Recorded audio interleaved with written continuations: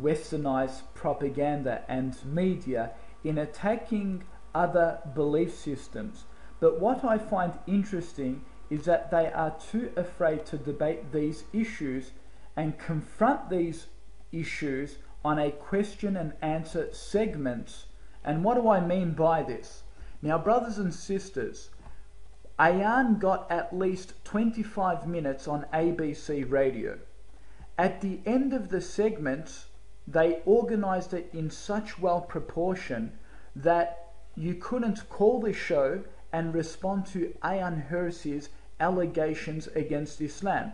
They pretty much had her about 45 minutes prior to the news, which takes place at about after 12 o'clock.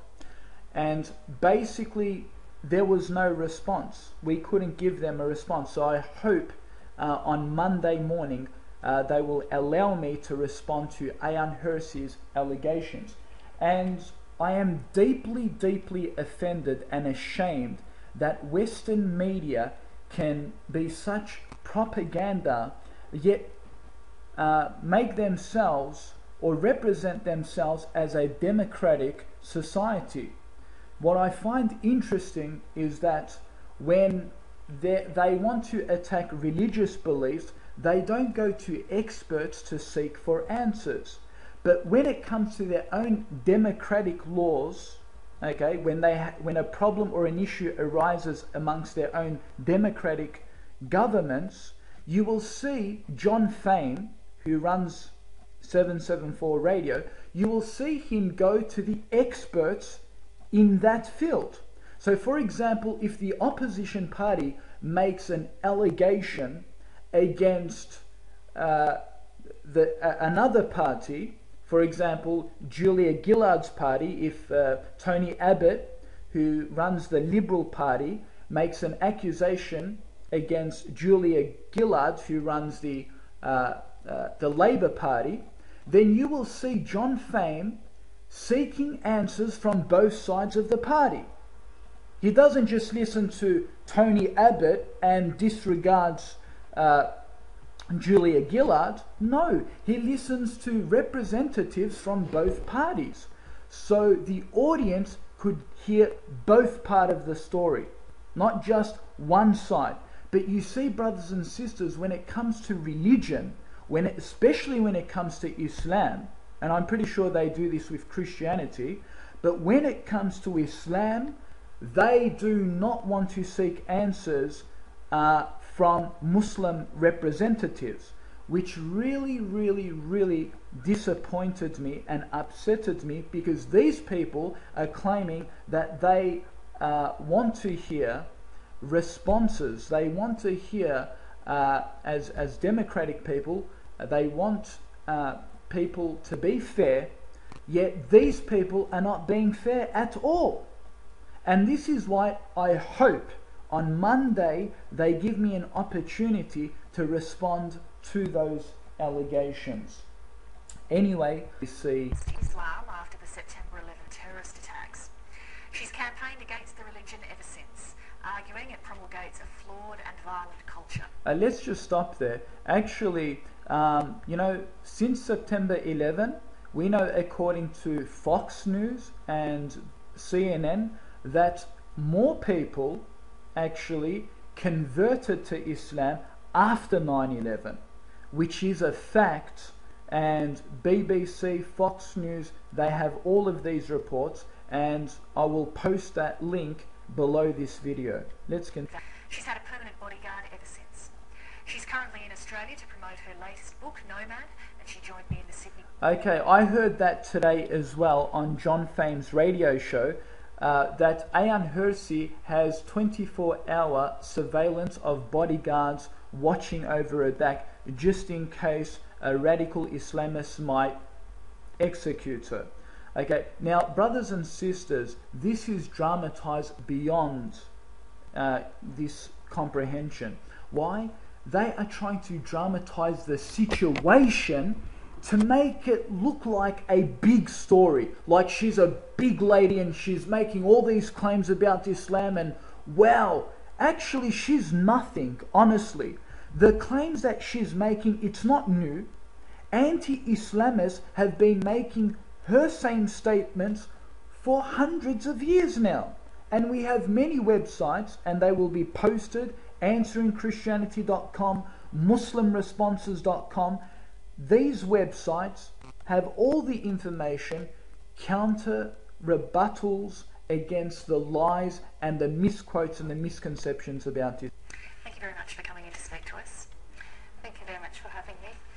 In Nomad, you write that a lot of well-meaning people in the West have trouble accepting that all human beings are equal, but all cultures and religions are not. Elaborate on that for us. It started when I was a member of the Labour Party in the Netherlands, and I would talk about the position of Muslim women in the Netherlands. And so many of the enlightened liberal people around me would respond by saying, but we've got to respect their culture.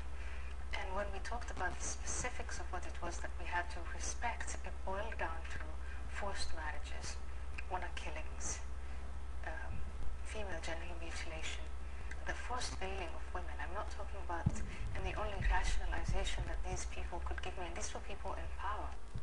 Okay, as you can see, folks, we're going to pause it there and respond to her 3 allegations that she made in regards to female genital mutilation, which she also made on John Fame's radio show today, and we will speak against forced marriages. We already brought the point up about forced marriages. You cannot force women into marriages. You can't inherit women against their will. That's exactly what the Quran says, and this actually further proves that Ayaan Hirsi doesn't know the Quran, and at the same time she's meant to be a devout Muslim.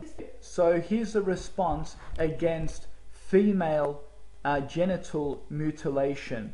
We read from an authentic hadith from the Prophet Muhammad sallallahu alaihi wasallam, narrated by Abdullah bin Zayd al-Nasari. The Prophet forbade robbery, taking away belongings of others without their permission, and also forbade mutilation or maiming of the bodies. This is translated by Sahih al-Bukhari, Oppressions, Volume 3, Book 43, number 650. So you see, brothers and sisters and non-Muslim guests listening into the room, again Ayaan has exposed her ignorance, and she's meant to be a devout Muslim, yet the hadith clearly states that mutilation of bodies is completely forbidden in Islam. For no reason. You can't just chop off your hands, you can't just chop off your legs. No, this is completely forbidden in Islam. You cannot do this. This is wrong. It's false, as the hadith clearly states.